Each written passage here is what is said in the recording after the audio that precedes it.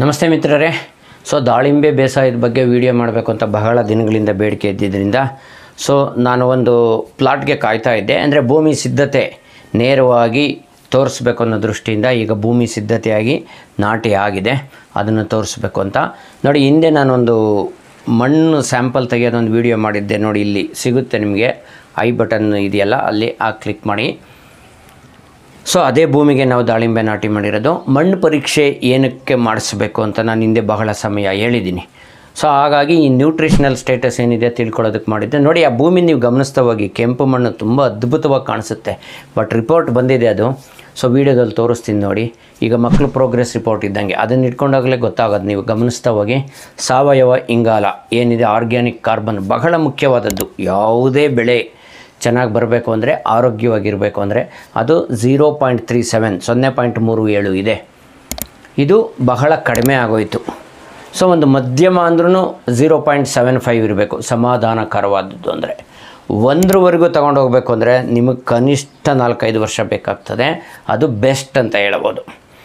ಬೆಳೆ ಅತ್ಯುತ್ತಮವಾಗಿ ಬರುತ್ತೆ, ತುಂಬ ಇಮ್ಯುನಿಟಿ ಇರುತ್ತೆ, ಯಾವುದೇ ರೋಗಗಳಿಂದ ಉಂಟಾಗೋ ಒತ್ತಡ ತಡ್ಕೊಳ್ಳೋ ಶಕ್ತಿ ಇರುತ್ತೆ ಆವಾಗ ಬೆಳೆಗಳಲ್ಲಿ.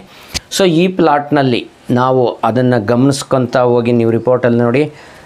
ಆಮೇಲೆ ನೈಟ್ರೋಜನ್ ಅವೈಲಬಿಲಿಟಿ, ಸಾರಜನಕ ಅವೈಲಬಿಲಿಟಿ ಕಡಿಮೆ ಇದೆ, ಮಿಕ್ಕಿದ್ದು ಸಮಾಧಾನಕರವಾಗಿದೆ. ಹಾಗೆ ಕೆಳಗಡೆ ಬನ್ನಿ, ಸೂಕ್ಷ್ಮ ಪೋಷಕಾಂಶಗಳು ಬಹಳ ಮುಖ್ಯವಾಗಿ ಗಮನಿಸಬೇಕಾಗಿರೋದು. ಕಬ್ಬಿಣದ ಅಂಶ ಹೆಚ್ಚಿದೆ ಅಗತ್ಯಕ್ಕಿಂತ, ಮ್ಯಾಂಗನೀಸ್ ಅಂಶ ಅಗತ್ಯಕ್ಕಿಂತ ಹೆಚ್ಚಿದೆ. ಇದು ಇನ್ನಿತರ ಪೋಷಕಾಂಶಗಳ ಲಭ್ಯತೆ ಮೇಲೆ ಒಂದು ದುಷ್ಪರಿಣಾಮ ಬೀರುವ ಸಾಧ್ಯತೆ ಇದೆ. ನೋಡಿ, ಇದೇ ರೀತಿ ನೀವು ಯಾರಾದರೂ ಮಣ್ಣು ಪರೀಕ್ಷೆ ಮಾಡಿದರೆ ಇಲ್ಲಿ ಕಾಮೆಂಟ್ಸಲ್ಲಿ ಹಾಕಿ. ಮೇಯ್ನ್ ಕಂಟೆಂಟ್ ನೋಡಬೇಕಾಗಿರೋದು ಸಾವಯವ ಇಂಗಾಲ. ಈಗ ಸಾರಜನಕ ಲಭ್ಯತೆ, ರಂಜಕ ಲಭ್ಯತೆ, ಇದನ್ನು ನಾವು ಕೆಮಿಕಲ್ ಫರ್ಟಿಲೈಸರ್ ಕೊಟ್ಟು ಸರಿದೂಗಿಸ್ಕೋಬೋದು. ಬಟ್ ಸಾವಯವ ಇಂಗಾಲ ಏನಿದೆ ಅದನ್ನು ಇನ್ಸ್ಟಂಟಾಗಿ ಜಾಸ್ತಿ ಮಾಡೋಕ್ಕಾಗಲ್ಲ. ಅದಕ್ಕೆ ಒಂದು ಪ್ರತ್ಯೇಕವಾದ ವಿಡಿಯೋ ಮಾಡಿ ತೋರಿಸ್ತೀನಿ ಮುಂದಿನ ದಿನಗಳಲ್ಲಿ. ನೋಡಿ, ಈಗಿರೋದ್ರಿಂದ ಇದಕ್ಕೆ ನಾವೇನೆಲ್ಲ ಮಾಡಿದ್ವಿ ಈ ಪ್ಲಾಟ್ಗೆ, ಇದನ್ನು ಗಮನಿಸ್ತಾ ಹೋಗಿ. ಇನ್ನೊಂದು ಮುಖ್ಯವಾದ ಅಂಶ, ಒಂದು ಕೋರಿಕೆ. ಎಷ್ಟೋ ಜನ ವೀಡಿಯೋಗಳು ನೋಡ್ತಾ ಇದ್ದೀರಿ, ಇಷ್ಟಪಟ್ಟಿದ್ದೀರಿ, ಫೋನ್ ಮಾಡಿ ತಿಳಿಸ್ತಾ ಇದ್ದೀರಿ, ಬಟ್ ಲೈಕ್ ಮಾಡ್ತಾ ಇಲ್ಲ. ಈ ಪ್ಲಾಟ್ಫಾರ್ಮಲ್ಲಿ ಹೆಚ್ಚು ಜನಗಳಿಗೆ ವಿಡಿಯೋ ತಲುಪಿಸಬೇಕು ಅಂದರೆ ನಿಮ್ಮ ಲೈಕ್ ಇಂಪಾರ್ಟೆಂಟ್. 10,000ವರೆಗೂ ವ್ಯೂ ಇದ್ರೂ ಲೈಕ್ಸ್ 1,000 ಇರ್ತದೆ. ದಯವಿಟ್ಟು ಒಂದು ಸಣ್ಣ ರಿಕ್ವೆಸ್ಟ್ ನಿಮಗೆ, ಇದೇನು ನಿಮಗೆ ಹೆಚ್ಚಿನ ಸಮಯ ತಗೊಳ್ಳೋದಿಲ್ಲ, ಒಂದು ಲೈಕ್ ಮಾಡಿ. ವಿಡಿಯೋ ಹಿನ್ನೆಲೆಯಲ್ಲಿ ನಾನು ವಿವರಿಸ್ತಾ ಹೋಗ್ತೀನಿ, ಅಂತರ ಎಷ್ಟಿದೆ, ಏನೇನೆಲ್ಲ ಅಂಶಗಳನ್ನು ಹಾಕಿದ್ದೀನಿ ಅದನ್ನು ಗಮನಿಸ್ತಾ ಹೋಗಿ ಫ್ರೆಂಡ್ಸ್.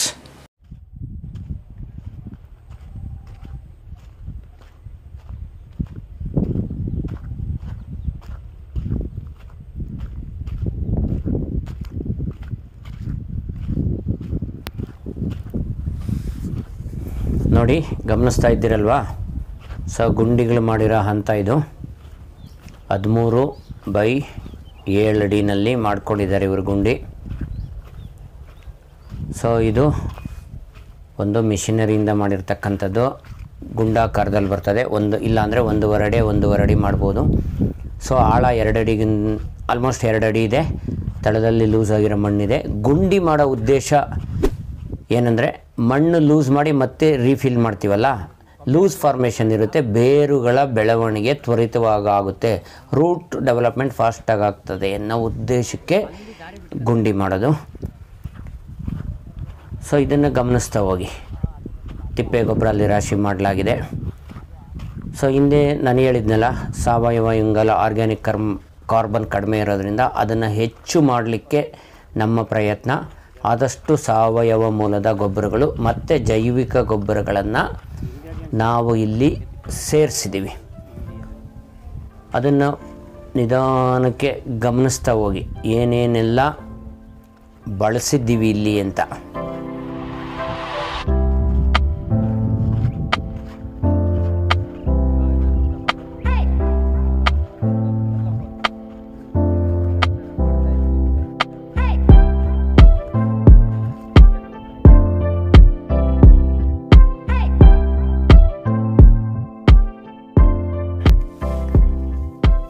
ನೋಡಿ, ಇದು ಮೊದಲನೇದಾಗಿ ಸೀವೀಡ್ ಎಕ್ಸ್ಟ್ರಾಕ್ಟ್, ಸಮುದ್ರ ಕಳೆಗಳಿಂದ ತಯಾರಿಸ್ತಕ್ಕಂಥ ಒಂದು ಸಾವಯವ ಗೊಬ್ಬರ.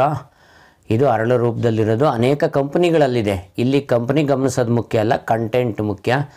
ಸೊ ನಾವು ಇದೊಂದು ಕಂಪ್ನಿದನ್ನ ಸೆಲೆಕ್ಟ್ ಮಾಡ್ಕೊಂಡಿದ್ದೀವಿ. ನಂತರ ನಾನು ಆಗಲೇ ಹಿಂದೆ ಹೇಳ್ತಿದ್ದಂಗೆ ಅಡುಗೆ ಭಟ್ರ ಮಣ್ಣಲ್ಲಿರಬೇಕಲ್ಲ ಜೀವಾಣುಗಳು, ಅವುಗಳಿರ್ತಕ್ಕಂಥ ಒಂದು ಕನ್ಸಾರ್ಟಿಯಮ್ ಇದು ಡಾಕ್ಟರ್ ಪ್ಲ್ಯಾಂಟ್ ಅಂತ ನಾವಿಲ್ಲಿ ಬಳಸಿರೋದು. ಆ ಕಂಟೆಂಟ್ ನಾನು ತೋರಿಸ್ತೀನಲ್ಲ, ನೀವಲ್ಲಿ ಪಾಸ್ ಮಾಡಿ, ಝೂಮ್ ಮಾಡಿ, ಅಬ್ಸರ್ವ್ ಮಾಡಿ ಅದರಲ್ಲಿ ಏನೇನಿದೆ. ಸೊ ಸೂಡೋಮೋನಾಸ್ ಇದೆ, ಫಾಸ್ಫರಸ್ ಸಾಲ್ಯುಬಲೈಸಿಂಗ್ ಬ್ಯಾಕ್ಟೀರಿಯಾ ಇದೆ, ಪೊಟ್ಯಾಷಿಯಮ್ ಸಾಲ್ಯುಬಲೈಸಿಂಗ್ ಬ್ಯಾಕ್ಟೀರಿಯಾಗಳೇನಿದೆ ಅದಿದೆ. ಸೊ ಅದನ್ನು ಬಳಸಿದ್ದೀವಿ. ಇನ್ನೊಂದು ವಾತಾವರಣದಲ್ಲಿರ್ತಕ್ಕಂಥ ಸಾರಜನಕನ ಸ್ಥಿರೀಕರಣಗೊಳಿಸ್ತಕ್ಕಂಥದ್ದು ರೈಸೋಬಿಯಮ್ ಕಲ್ಚರ್. ಸೊ ಇದಕ್ಕೆ ನೋಡಿ ಇನ್ನೊಂದು ಕಂಪನಿದು ಬಳಸಿದ್ದೀವಿ, ರೈಸೋಮ್. ಇದರಲ್ಲಿ ಗಮನಿಸ್ತಾ ಹೋಗಿ ರೈಸೋಬಿಯಮ್ ಇದೆ, ಜೊತೆಗೆ ಸಾವಯವ ಅಂಶಗಳನ್ನ ಇದರಲ್ಲಿ ಬಳಸಿದ್ದಾರೆ. ಫಲ್ವಿಕ್ ಆ್ಯಸಿಡ್ ಇದೆ, ಮತ್ತೊಂದು ಸುಮಾರು ಅಂಶಗಳಿದೆ. ಅದನ್ನು ಝೂಮ್ ಮಾಡಿ, ಪಾಸ್ ಮಾಡಿ, ನೀವು ಝೂಮ್ ಮಾಡಿ ಗಮನಿಸ್ತಾ ಹೋಗಿ. ಇದನ್ನು ಇಲ್ಲಿ ಬಳಸಿದ್ದೀವಿ. ಸೊ ವಿವಿಧ ಪೋಷಕಾಂಶಗಳನ್ನು ಒದಗಿಸಲಿಕ್ಕೆ ಸಹಾಯ ಮಾಡತಕ್ಕಂಥ ಸೂಕ್ಷ್ಮಾಣು ಜೀವಿಗಳನ್ನ ಇಲ್ಲಿ ಬಳಸಲಾಗಿದೆ. ಜೊತೆಗೆ ಈ ಡಿಕಂಪೋಸಿಂಗ್ ಏನಿದೆ, ಡಿಕಂಪೋಸರ್, ವೇಸ್ಟ್ ಡಿಕಂಪೋಸರ್ ಅನೇಕರು ಬಳಸ್ತಾ ಇದ್ದೀರಿ. ಅದೇ ರೀತಿ ಇಲ್ಲಿ ನಾನು ಬಳಸಿರೋದು ಒಂದು ಪ್ಯೂಟ್ರಿಫೈಯರ್ ಅಂತಕ್ಕಂಥ ಒಂದು ಬ್ರ್ಯಾಂಡ್ ಇಲ್ಲಿ ಬಳಸಿದ್ದೀವಿ. ಇದರಲ್ಲಿ ಡಿಕಂಪೋಸ್ ಕಳಿಯೋದಕ್ಕೆ ಸಹಾಯ ಮಾಡ್ತಕ್ಕಂಥ ಸೂಕ್ಷ್ಮಾಣು ಜೀವಿಗಳ ಕಲ್ಚರ್ ಇದೆ. ಸೊ ಇದನ್ನು ಬೆಲ್ಲದಲ್ಲಿ ಒಂದು ಡ್ರಮ್ನಲ್ಲಿ ಹಾಕಿ 1 ವಾರಗಳ ಕಾಲ ನೆನೆಸಿ ನಂತರ ಡ್ರಿಪ್ ಮುಖಾಂತರ ಎಲ್ಲ ಪಿಟ್ಟುಗಳಿಗೆ ಕೊಡಲಾಗಿದೆ. ತಿಪ್ಪೆ ಗೊಬ್ಬರ ಮತ್ತು ಬೇವಿನಿಂಡಿ ಮಣ್ಣಿನ ಜೊತೆ ಮಿಕ್ಸ್ ಮಾಡಿದ ನಂತರ, ಜೊತೆಗೆ ಈಗ ಏನು ನೀವು ನೆಕ್ಸ್ಟ್ ಗಮನಿಸ್ತೀರಿ ನೋಡಿ, ಇದು ಜೈವಿಕ ಶಿಲೀಂಧ್ರನಾಶಕ ಟ್ರೈಕೋಡರ್ಮ ಏನಿದೆ ಅದರ ಕಲ್ಚರು. ಇಲ್ಲಿ ನಾನು ಬಳಸಿರೋದು ಟ್ರೈಕೋವಿರ್ ಅನ್ನೋದು ಒಂದು, ಈ ಬ್ರ್ಯಾಂಡನ್ನು ಇಲ್ಲಿ ಬಳಸಿದ್ದೀವಿ ನಾವು. ಸೊ ಇಲ್ಲಿ ಬ್ರ್ಯಾಂಡ್ ಮುಖ್ಯ ಅಲ್ಲ, ನಿಮಗೆ ಯಾವುದು ಲಭ್ಯತೆ ಇದೆ ಅಲ್ಲಿ ಅದನ್ನು, ಅದರಲ್ಲಿರ್ತಕ್ಕಂಥ ಕೌಂಟ್ ಗಮನಿಸಿ, ಬೆಲೆ ಗಮನಿಸಿ. ಸೊ ಯಾವುದೋ ಒಂದು ಕಂಪ್ನಿದು ವಿಪರೀತ ಬೆಲೆ ಇಟ್ಟಿರ್ತಾರೆ ಅಂದರೆ ಅದರ ಅವಶ್ಯಕತೆ ಇಲ್ಲ. ಅದೇ ಕಂಟೆಂಟು ನಿಮಗೆ ಇನ್ನೂ ಕಡಿಮೆ ಬೆಲೆಯಲ್ಲಿ ಸಿಗೋ ಖಾತ್ರಿ ಇದ್ದಾಗ ಅದನ್ನು ಬಳಸಬಹುದು. ಯಾಕಂದರೆ ನಾವು ಕಾಸ್ಟ್ ಆಫ್ ಕಲ್ಟಿವೇಷನ್, ಉತ್ಪಾದನಾ ವೆಚ್ಚ ಕಡಿಮೆ ಮಾಡೋದು ಮುಖ್ಯ, ನಾನು ಯಾವಾಗಲೂ ಹೇಳ್ತಕ್ಕಂಥ ವಿಷಯ ಅದು. ಸೊ ಇವುಗಳನ್ನೆಲ್ಲ ಇಲ್ಲಿ ಬಳಸಲಾಗಿದೆ.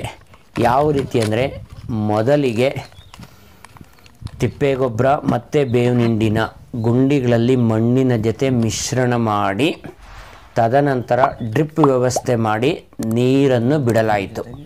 ಸೊ 1 ವಾರದ ನಂತರ ಈ ಒಂದು ಸೂಕ್ಷ್ಮಾಣು ಜೀವಿ, ಅದಕ್ಕೆ ಜೊತೆಗೆ ಬೇವಿನಿಂಡಿ ಜೊತೆಗೆ ಇಲ್ಲಿ ಏನು ಸೀವಿಡ್ ಎಕ್ಸ್ಟ್ರಾಕ್ಟ್ ಗ್ರ್ಯಾನ್ಯೂಲ್ಸ್ ಇದೆ ಅದನ್ನು ಸೇರಿಸಲಾಗಿತ್ತು.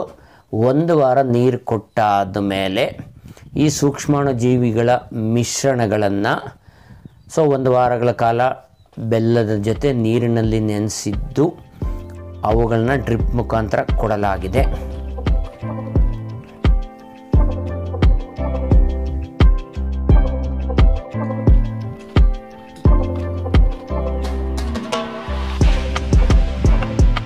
ಮಾಡಿ ನೀವು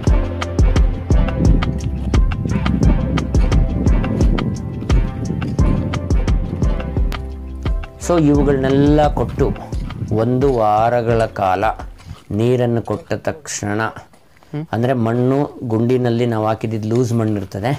ಸೊ ಯಾವುದೇ ಒಂದು ಇದಿಲ್ದಂಗೆ ಸ್ಟೆಬಿಲೈಸ್ ಆಗೋದಕ್ಕೆ ಅವಕಾಶ ಕೊಟ್ಟು, ಈಗ ಇದನ್ನು ಸ್ವಲ್ಪ ಲೂಸ್ ಮಾಡಿ ಟಾಪ್ ಸಾಯಿಲನ್ನು ಇಲ್ಲಿ ನಾಟಿ ಮಾಡೋದಕ್ಕೆ ರೆಡಿ ಮಾಡಿಕೊಡ್ತಾ ಇದ್ದೀವಿ. ಸೊ ಈ ರೀತಿ ಮಣ್ಣನ್ನು ಸಡಿಲಗೊಳಿಸಿ ನಂತರ ಗಿಡಗಳನ್ನು ನಾಟಿ ಮಾಡಲಾಗಿದೆ.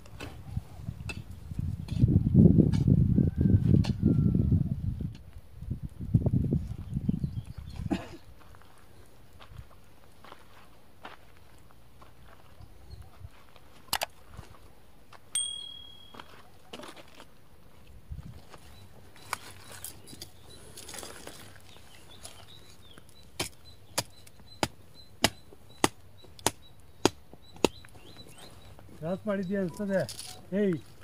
ಹೋಗ್ಬೇಕು, ಹೋಗಲ್ಲ. ಆ ಕಡೆ ಸೆಂಟ್ರ್ ನೋಡಿ ಗುಂಡಿ ಏನು ಸುಮ್ಮ ಸೆಂಟ್ರ್ ಐತಾ ಇದು ಇಲ್ಲ ಅನಿಸುತ್ತೆ. ಇದು ಇದು ಇಲ್ಲಿ ಬರಬೇಕು ಸೆಂಟ್ರು, ಇಲ್ಲಿಗೆ ಬರುತ್ತೆ, ಇಲ್ಲಿಗೆ ಇಲ್ಲಿ ಬಂದಿತ್ತು. ಇಲ್ಲಿ ತೆಗೀರಿ. ಇಲ್ಲಿ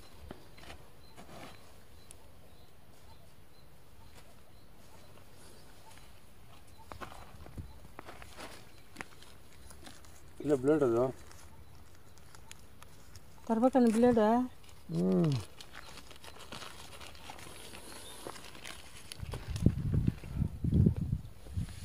ಇದು ಪಾಕೆಟಲ್ಲಿ ಯಾವ ಲೆವೆಲ್ಗೆ ಐತೋ ಆ ಲೆವೆಲ್ಗೆ ಇರಬೇಕು. ಕಾಂಡನ ಮಣ್ಣಲ್ಲಿ ಮುಚ್ಚಬೇಡ್ರಿ, ಈ ಕಾಂಡನ ಮಣ್ಣಲ್ಲಿ ಮುಚ್ಚಬೇಡಿ. ಹಂಗೆ 4 ಮೂಲೆಗೂ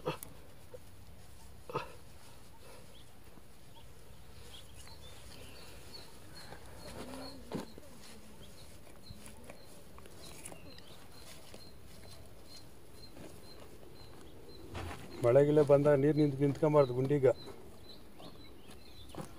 ಲೆವೆಲ್ ಆಗುತ್ತೆ, ಮಳೆಗಾಲ ಬರೋ ಅಷ್ಟೊತ್ತಿಗೆ ಅದು ಬೆಳ್ಕಂತದಲ್ಲ ಲೆವೆಲ್ ಲೂಸ್ ಆಗಿರೋ ಮಣ್ಣು ಸಿಗಬೇಕು ಬೇರುಗಳಿಗೆ. ಅವಾಗ ಫಾಸ್ಟಾಗಿ ಡೆವಲಪ್ ಆಗುತ್ತೆ. ಯಾಕಾಗಲ್ಲ ಅಲ್ಲ ಅದೇನು ಬ್ಲೇಡ್ ಹಾಕೊಂಡು ಸಿದ್ದೈತೆ ಸೇಪೆ ಇತ್ತು.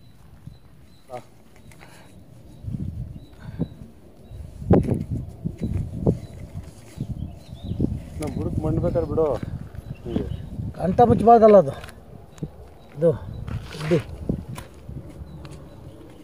ಹಿಂಗೆ ಹಾಕ್ಕೊಂಡು ಇದನ್ನು ವೈರ್ ಹಾಕ್ಕೊಂಡು ಇದು ನಾಟಿ ಮಾಡಿದ್ದಾದ್ಮೇಲೆ ಸರ್ ಗುಂಡಿಗೆ ಹುಳ ಕಡಿದಂಗೆ ಒಂದು ಬರುತ್ತೆ. ಆ ಕಡೆ ಬಂದಾಗ ಕೆಮಿಕಲ್ ಅಲ್ಲ, ಅದು ಆರ್ಗ್ಯಾನಿಕ್.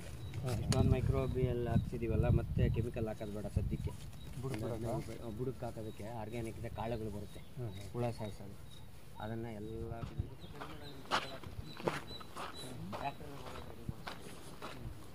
ಅದು ಕಡ್ಡಿಗಳು ಎಲ್ಲ ದಾಬಸ್ಪೇಟೆಯಿಂದಲೇ ತೊಗೊಂಡೋಗಿ ಟೊಮೊಟೊಗೆ. ಅಲ್ಲೆಲ್ಲ ಸಿಕ್ಕಲ್ವಲ್ಲ, ನೀರಿಗೀರಿ ಆ ಕಡೆ ಎಲ್ಲ ಹುಡುಕಿದ್ರು ಸಿಕ್ಕಲ್ಲ ಅಲ್ಲಿ. ನೋಡಿ, 1 ತಿಂಗಳ ಮುಂಚೆನೇ ನಾವು ಸಸ್ಯಗಳನ್ನು ತಂದು ಇಲ್ಲಿ ನಾಟಿ ಮಾಡ್ತಕ್ಕಂಥ ಸ್ಥಳದಲ್ಲಿ ಶೇಖರಣೆ ಮಾಡ್ಕೊಂಡಿದ್ವಿ.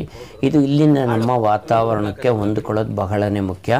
ಅಲ್ಲಿ ಶೇಡ್ ನೆಟ್ ಹಾಕಿ ನರ್ಸರಿನಲ್ಲಿ ಸೆಕೆಂಡ್ರಿ ಹಾರ್ಡನಿಂಗ್ ಮಾಡಿರ್ತಾರೆ, ಸೆಕೆಂಡ್ರಿ ನರ್ಸರಿನಲ್ಲಿ. ಸೊ ಇಲ್ಲಿ ನಮ್ಮ ಜಮೀನಿನಲ್ಲಿ ನೆರಳಿರೋ ಭಾಗದಲ್ಲಿ, ಅಂದರೆ ಅರ್ಧ ಬಿಸಿಲು ಅರ್ಧ ನೆರಳು ಬರ್ತಾ ಇರ್ತದೆ, ನಿಮ್ಮ ಮರದ ಕೆಳಗಡೆ ಇಟ್ಟಾಗ ಅಲ್ಲಿ ಇಟ್ಕೊಂಡಿದ್ದು ನಂತರ ನಾಟಿ ಮಾಡಲಾಗಿದೆ. ಸೊ ನೋಡಿ, ಈ ವಿಡಿಯೋದಲ್ಲಿ ಏನೆಲ್ಲ ತೋರಿಸಿದ್ದೀನಿ, ಇದನ್ನು ಮಾಡಿಕೊಂಡ್ರೆ ನೀವು ಯಶಸ್ವಿಯಾಗಿ ಬೆಳೆ ಬೆಳಿಬೋದು. ಸೊ ನಿಮ್ಮ ಸ್ನೇಹಿತರು ಯಾರಾದರೂ ದಾಳಿಂಬೆ ಬೆಳೆಯೋ ಪ್ಲ್ಯಾನ್ ಇದ್ದರೆ ಅವ್ರಿಗೆ ಈ ವಿಡಿಯೋನ ಕಳಿಸ್ಕೊಡಿ, ಶೇರ್ ಮಾಡ್ಕೊಳ್ಳಿ. ನಿಮ್ಗೆ ಇಷ್ಟ ಆಗಿದೆ ಅಂದ್ಕೊತೀನಿ. ವಿಡಿಯೋನ ಲೈಕ್ ಮಾಡಿ. ಮುಂದಿನ ದಿನಗಳಲ್ಲಿ ಇದರ ಮುಂದುವರಿದ ಭಾಗವನ್ನು ನೀಡಲಿದ್ದೇನೆ friends. Thank you very much. Bye.